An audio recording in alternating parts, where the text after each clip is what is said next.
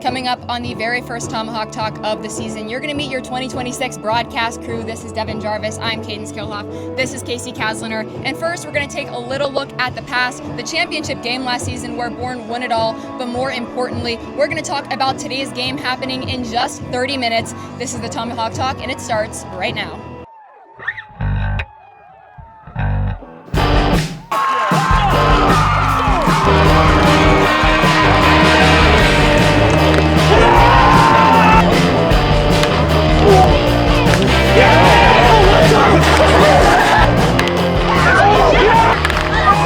Left field, back on it, the left fielder approaches. It drops before the wall. Cooney scores. Shifts it from third, around, touches home, and the Bourne Braves have the lead.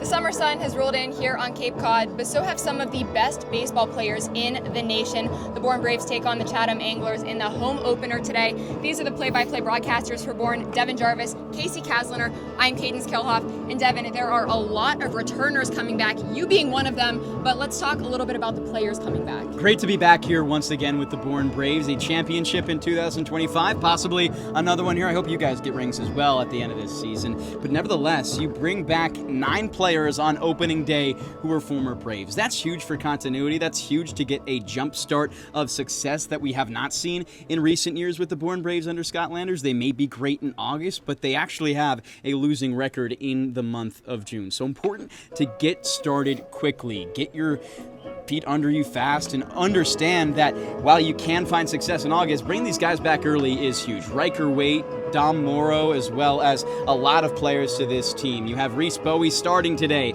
as a returner. You have Cal Sefcik, Mark Quattrani, who had a 1,200 OPS, possibly Gavin Kelly joining us in a few weeks. He just won yesterday against Troy in Omaha at the College World Series. But a lot of fun players coming back to this roster, Cadence. Devin, a few days ago, you actually talked to Mark Quattrani. What did he say about this upcoming season? I think he just mentioned how awesome the community is for the Bourne Braves. That's one reason they're such a strong team. You have so many teams in the Cape Cod Baseball League that are awesome destinations. You're having a great time. You're playing some really important baseball reps you need in front of the MLB scouts. But what's also important is being with a community that is great to be around. You have awesome host families here. You have a great organization that has players not just stay for a couple weeks, but from game 1 to game 48, like we saw with Mark Quattrani when he spent time in Falmouth and finished the season with Bourne. Riker Waite was here the entire season. He's here again. Gavin Kelly joined a week late. He was here till the end. So you have so many guys who love this community, and that's why it's important. Quattrani emphasized that community part of Bourne baseball. Yeah, and a community it is, and one of those players coming back talking about the community was Reese Bowie, who is starting on the mound today,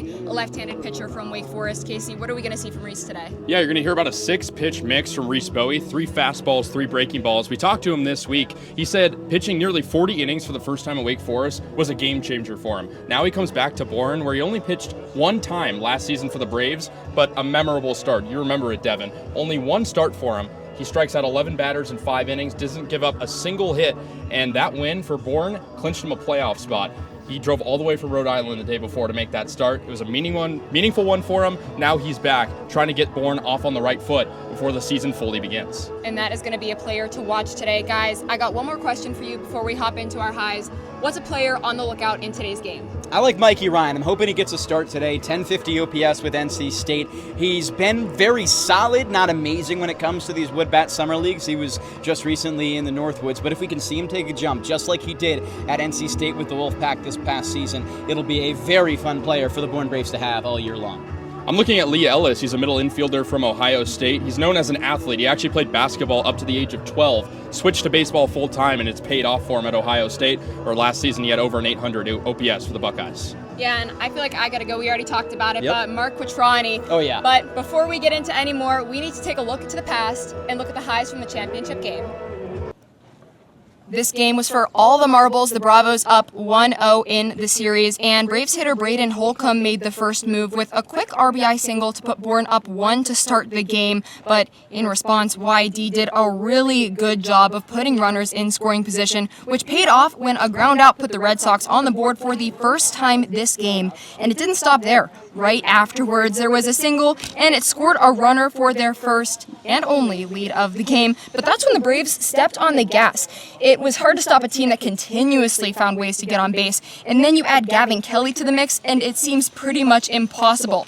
After hitting in a runner already, he comes back out, hits a deep fly ball to left field to score 2 more, and by this point, Bourne is up 5-2. From there, it was run after run after run for the Braves, and the 8th inning was the dagger for the championship win. One last run was scored, and that puts the Bravos up 19-2. Bravos' John LaGrande is who won Cape League MVP, but it was Gavin Kelly that really turned out this game. Went 3 for 6, hit a homer, 3 different Bravos hitting home runs in this game. And look at that, 6 RBIs for Gavin Kelly. Just a standout day for him, and we're hoping that he makes a return this season. Coming up after this short break, you're going to hear a lot from our beat reporter Nate Laird for the Bourne Braves this season. We got a little interview with Scott Landers, the field manager, and we even talked to Reese Bowie. Be right back. Heading to Nantucket this summer? Skip the traffic and take to the skies with Cape Air. With convenient flights from Norwood to Nantucket, you can start your vacation sooner without the hassle of traffic. That way you spend more time relaxing and less time getting there. Experience the Cape Air difference and book your next flight today at capeair.com. Let Cape Air be your wings in the Northeast. Welcome back to your very first Tomahawk Talk of the 2026 season. I'm going to now toss it over to Devin, who just interviewed field manager Scott Landers. For more coverage here on Tomahawk Talk, Devin Jarvis alongside Bourne Braves field manager Scott Landers. Coach, your 5th opening day now. You've had a lot of success in this league. How's the week been so far, getting to know the team? A little hectic, but excited for today to start and get it rolling. Absolutely. I mean, you have 11 returners from last year's or from previous Bourne Braves, 9 right now on opening day. How much of a luxury is that to have that continuity, looking to once again win a Cape League championship? Yeah, it's awesome. Number one, they wanted to come back, and their experience in the past was really, really good. So I appreciate that. But just having them here, they know the ropes a little bit and what we expect. So it's a good thing. We still have some other guys coming back later on, but just wanting to play baseball and be back here in Bourne is really exciting. Garrett Michelle, one of those guys. He was here in 23 and 24, won a ring with you in 23, was a great player in the playoffs with over a 300 average as well as 3 home runs in that span. He's actually the longest tenured Bourne Brave besides yourself on this team right now. Is it weird having him back, or what type of luxury do you think his veteran leadership might bring? No, it's good, and I think he needs this for his development and moving forward. And it's always, I want to be loyal to our guys that have been here in the past and helped us win championships and stuff. And, more importantly, he's a great kid. So I know he's going to come in and work hard and do great things. On top of that, you've got some new guys coming in.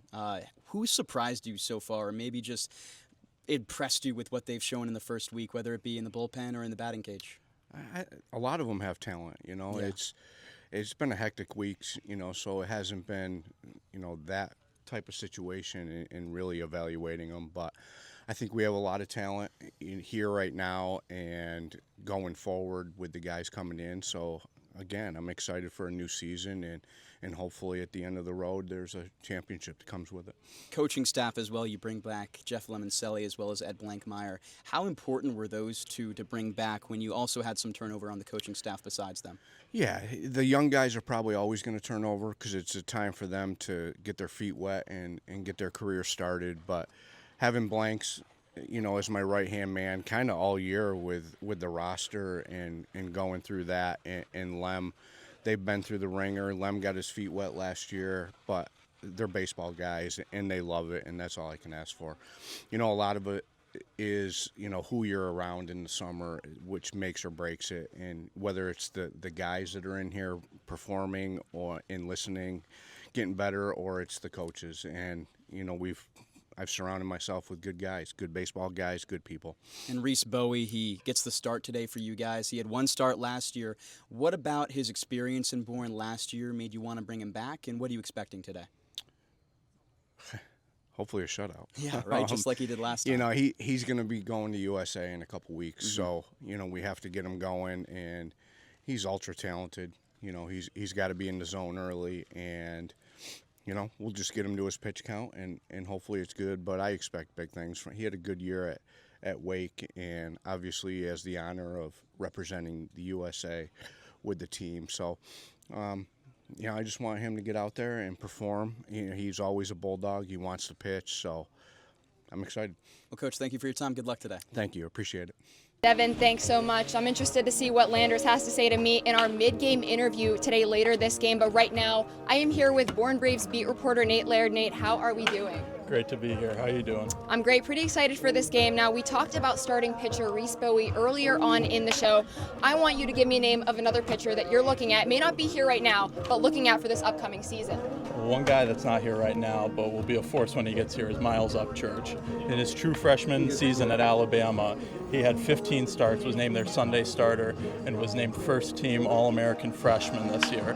He had 15 starts, 8 wins, through to a sub-4 ERA against some of the toughest competition in the country. And guess what? The Cape Cod League does have the toughest competition in the country. All right, now give me a few maybe outfielders or other position players you're looking at. Well, 2 guys I'm looking at are a couple mid-major outfielders here. We've got Matt Bolton out of Binghamton. He's going to be good. He's got speed. He stole 17 bases this season for Binghamton, hit just under 340, and he's going to be good. We've got Jamie Palmise out of East Tennessee State University, another mid-major guy, same attributes. He's got speed. He's got the ability to hit. He's got all of it. Nate, I want to know your predictions for this upcoming game. What do you think the score is going to be? Are we going to get, how many hits are we going to get? What are you looking at?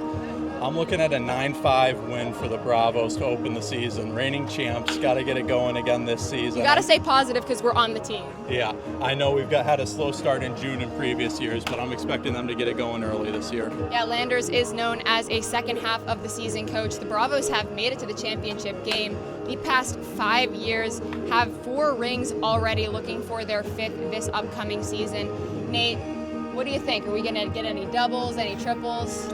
Well, deep ballpark here, so don't expect many home runs this season or today. But I'm looking for a good outing from the Braves offense to get it going. Like I said, 9 runs. You don't get that without getting some big-time hits. So. Yes, very much so. Well, Nate, thank you so much for joining us, and we will see you next time. If you're a Massachusetts resident and don't have a bachelor's, you could be attending 4Cs for free, all while preparing for careers that actually move you forward. Aviation maintenance, nursing, dental, funeral service, we've got it all. capecod.edu/free.